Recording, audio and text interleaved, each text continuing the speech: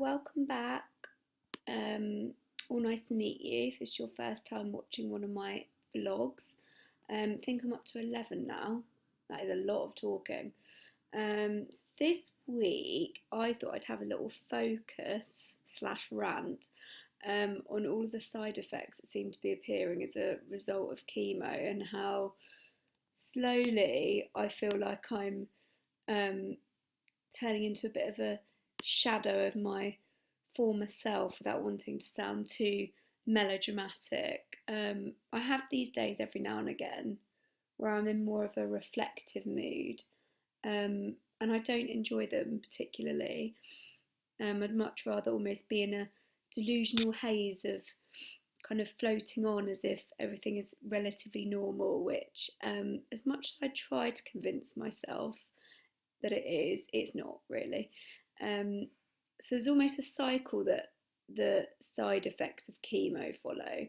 And obviously at the moment, I'm kind of seeing almost the cancer and then the chemo as two separate things. And so far, um, the side effects have been related to chemo. Obviously, the cancer stuff is more in my head and those sort of things that I need to that I kind of compartmentalise. Um, but in terms of chemo, obviously it's much more physical. So in the first week, I feel absolutely exhausted. Tiredness just does not cut it as a description when they say you may feel severe fatigue.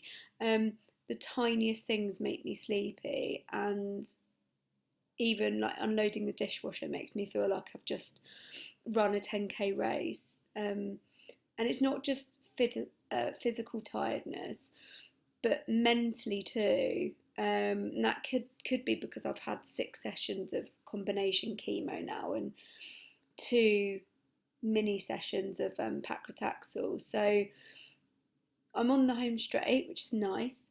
Um, but even thinking about anything in that first week, which I'm on now, so excuse me for any lots of ums and ahs and random words that are happening.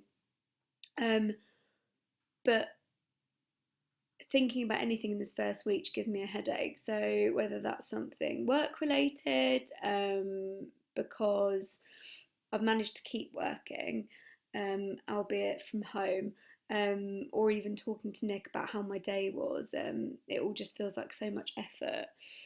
And after the first week, that does tend to ease, which is nice. So I don't feel out of it the whole time, thank goodness. And obviously, the most common side effect from chemo, and the one that I was expecting, is the hair loss, which I've spoken about before. I've now had 4 chemo sessions without the cold cap. So that's 2 combination and 2 mini ones. Certainly made it a less traumatic experience. And my hair seems to be clinging on in parts. Um, Quite literally. You can kind of see there. So if I uh, face down, you can see my scalp. Um, so there's a lot of scalp on show on the top, which is why a lot of the time I tend to rock the comb over look, which I'm now struggling to do because of the screen. Blame the chemo, but you get the idea. Bit of a Donald Trump-esque look. Um, so scarves are my new best friend at the moment. If I'm seeing people, because it makes me feel less self-conscious, and I'm not constantly worried that a light breeze will blow multiple hairs out of place. Um, I do feel like there's still quite a bit of hair remaining though. It is a bit random. So I'm going to keep an eye on it and maybe pay another trip to the hairdresser to get some advice on the best thing to do in terms of regrowth, because at the moment it's a bit haphazard. So I've got quite a lot on the sides and on the back. Um, but obviously I don't want it to grow back strangely in an ideal world. And the other hair related issue I'm currently getting annoyed by is the flaky scalp, which you may have just seen when I showed you it then. Um, Obviously, because I have less hair now, skin is more visible, and every time I look down, it's like I've gone out in a light blizzard. And actually I probably haven't chosen the best colour to wear in this because it's probably showing up even more. Um, and I've been talking about the flaky scalp at chemo the other week, and another patient suggested using coconut oil. So after looking on Google for the best way to apply coconut oil to hair, um, melting in the microwave, FYI, I smother it all over my scalp before bed, put a shower cap on top, much to my husband's delight, who said that every time I turned over, it sounded like an iceberg lettuce being rustled. And the next morning, I have a shower, wash my hair, feeling confident I've gotten all the coconut oil out. Then I'm drying my hair, and although it still looks soaking wet in the mirror, it's bone dry. So essentially, I'm left with a less flaky scalp, bonus, but hair that looks like it's been through the deep fat fryer, as if the hair couldn't look any worse. So 3 days it stayed like that until I next washed it. And luckily that seemed to do the trick.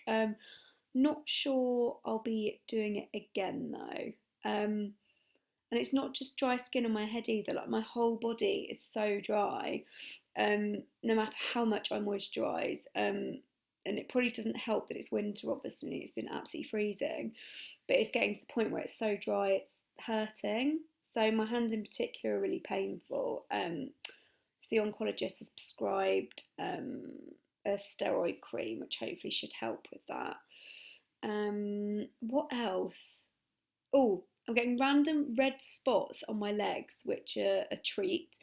Um, Steroids I'm taking mean I can't sleep for more than a few hours at a time. I'm bloated, and just seem to go through periods where everything irritates me.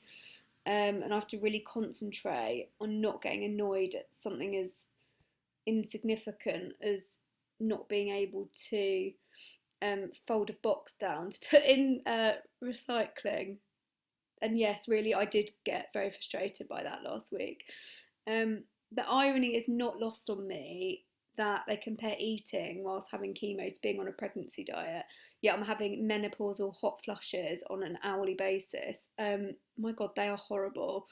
I'm continuously removing and putting on various items of clothing whilst trying not to overheat in the meantime. Um, Night sweats mean the duvet's on and off like nobody's business. And it probably doesn't help that I wear a nightcap to avoid having to wake up to my hair all over the pillow, which obviously traps the heat in.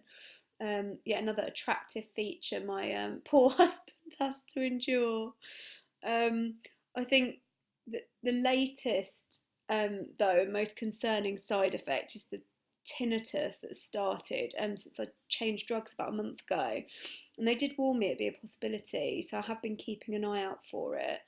Um, so it could all be in my head, to be honest, but they reduced the carboplatin by 10% last week, so to try and kind of stop it in its tracks. So I'm just hoping it hasn't done irreversible damage, really. In some cases, apparently it stops once the treatment finishes, but in others, it's permanent. So I've got an appointment with audiology next week, so I'll let you know what happens there. Fingers crossed. So sorry, I know this has been a bit of a negative one. Some may say realistic, let's go with that. But sometimes you just need to rant, and therefore I hope that I'll be more grateful once this is all over. And hopefully next time I'll be more upbeat, but this is the reality of living with cancer. And in balance, I did cover the silver linings a few months ago, so I guess every day is different, right? Until next time, bye.